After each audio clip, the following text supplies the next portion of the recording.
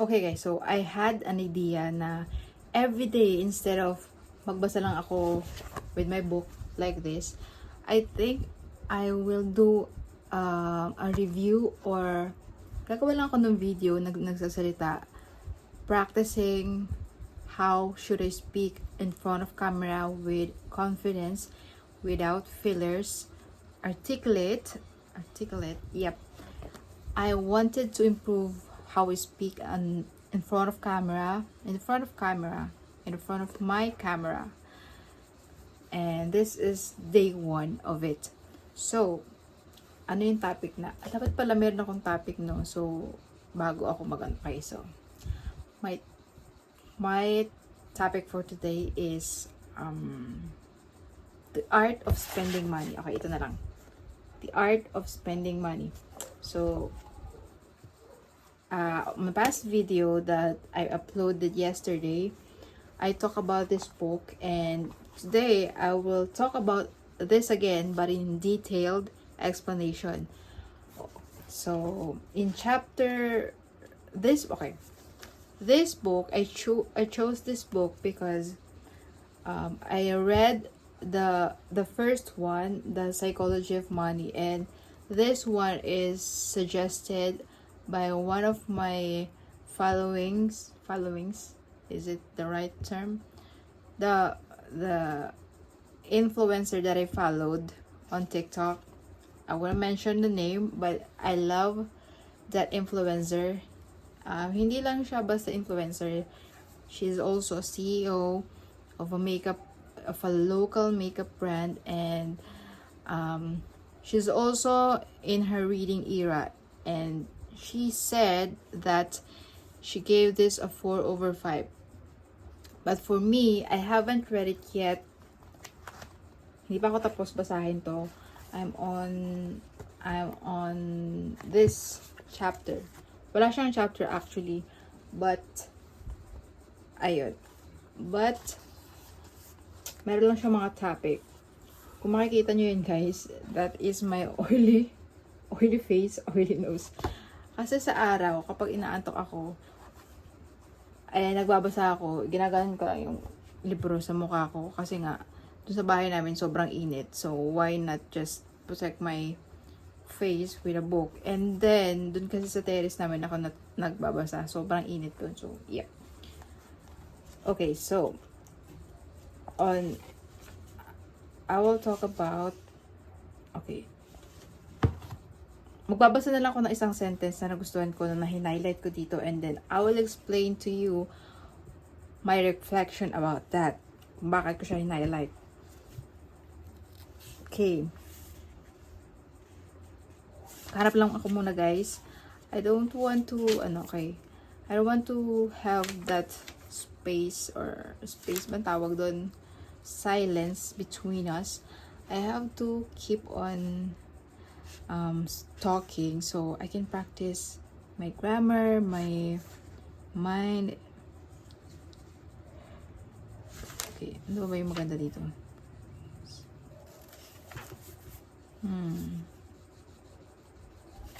Maghanap lang ako dito. Parang may maganda akong ano dito eh. Okay, ito na lang. Former football player Chad Johnson once explained why some people think he's cheap.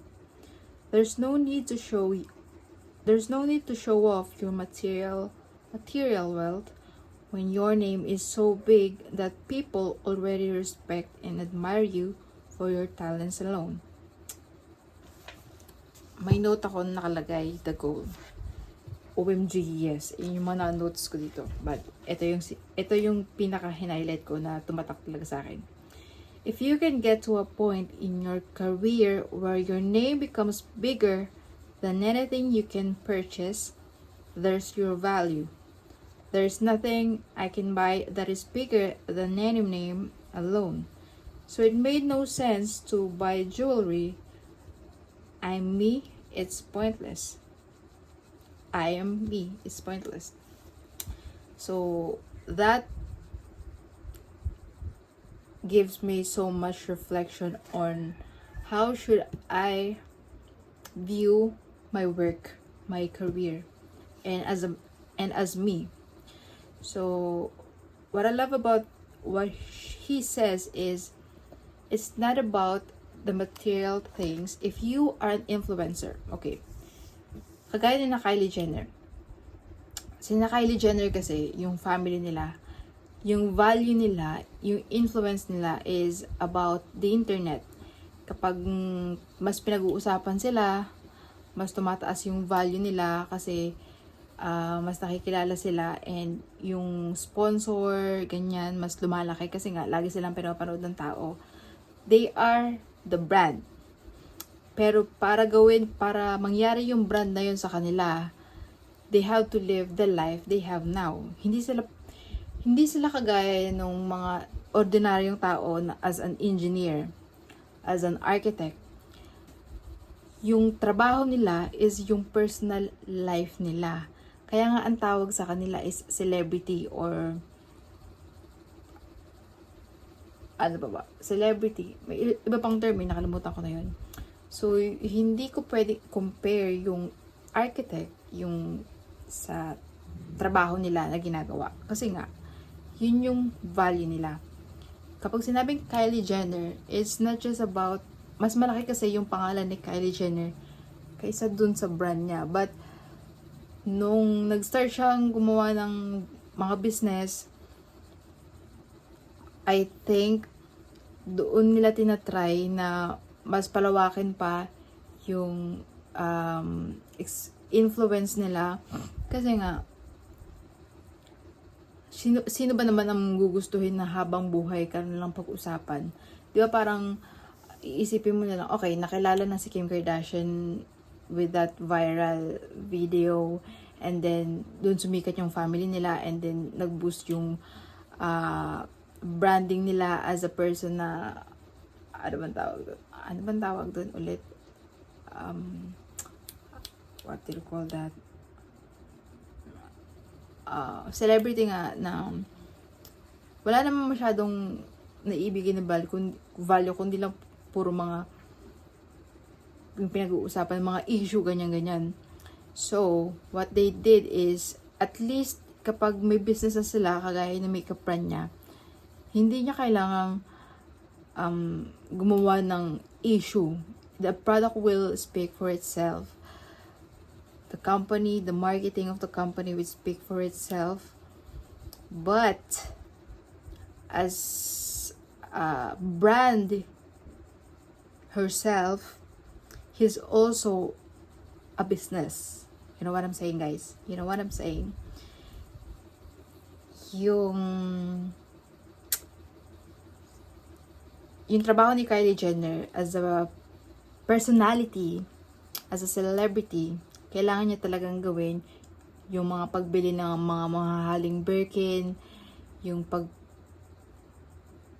ng mga sports car, kasama sa trabaho niya yon. And as someone na hindi naman trabaho yung pagiging personality and celebrity, I don't need to compare myself to the things that she is buying, right? Kasi trabaho niya yun eh. Trabaho niya yun, girl. Ang trabaho ko, maging content creator that produces content that has value and share to people that this is ganon-ganon. That is my value.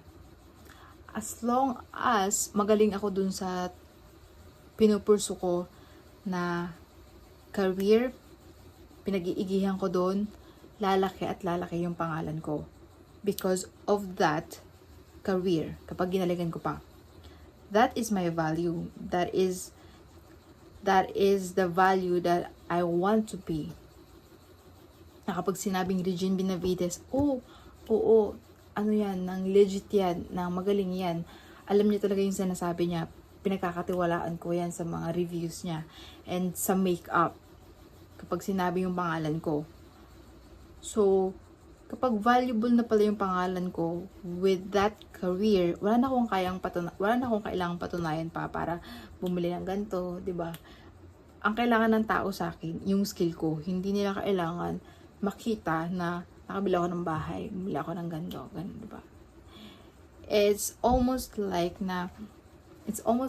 may nakalagay din kasi dito na if you gain your respect and admiration for who you are rather than what you own, your desire to spend more money on flashy things plunges.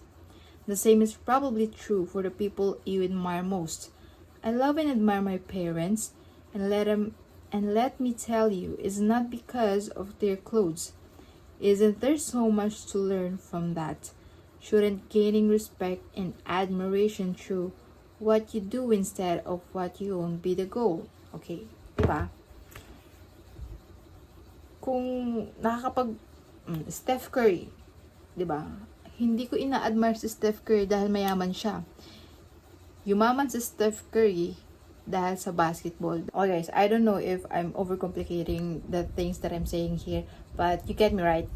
So, ayun, ina-admire ko si Steph Curry, but his values as a father, as an athlete, as a husband to her wife, as an entrepreneur, and most of all, as an athlete, yung values niya, yung yung mindset niya na never giving up, and you can do anything you put your mind to if you put your trust to God, His faith, His faithfulness. Yun yung ina-admire ko sa kanya. Hindi yung maganda niyang bahay, hindi yung pera niya, 'di ba? Tataas na lang yung value mo, yung pera mo sa market as yourself kapag nag-focus ka sa sarili mo. Kapag nag-focus ka sa pag-improve ng sarili mo as a person, kung ano yung ibibigay mo sa ibang tao, yun yung value mo, and dun tataas yung pera mo. Gets? Dun ka, saka na lang mag-follow up yung money. Kasi ako guys, lagi ako nag-worry about money. Alam niyo yun, I always worry about money since I'm in elementary school, because my background, we are not rich, we are poor. Kasama kami sa 4-piece, so kami talaga yung nasa laylayan. And maybe may trauma talaga ako, or may trauma yung family namin about money, kasi ganyan nga, isang kahig, isang tuka. But as I grow older and knew about these things, I learned to shift my mindset na it's not just about gaining money or earning money. I should have not focused on that, rather than focus on myself, on what value I can provide to people that will help them in exchange for money. That's it. Kaya ko pala to guys, no? So, that's the one thing that I love about this book. It gives you that mindset na money is not just about monetary, or about being rich, or having all these purchases, big houses. Money, the art of spending money, is about living the life that you want, what is happiness for you, and what are the things that really made you a valuable person. Okay guys, naputol yung video ko kanina guys, pero magde-delete na lang ulit ako. I love to do this kind of video. Siguro bukas magagawa muna ako ng isang topic. Kukuha muna ako dito bago ako magsalita, kasi nga ganito, parang na-conscious pa rin ako sa mga sasabihin ko. Ganyan, hindi pa rin dire-diretso, pero bagay, hindi naman nga ako sanay pa. But yeah, okay, oh my gosh. So, marami pa akong gustong sabihin, na nawawala lang ako. But today, that is the point of this video.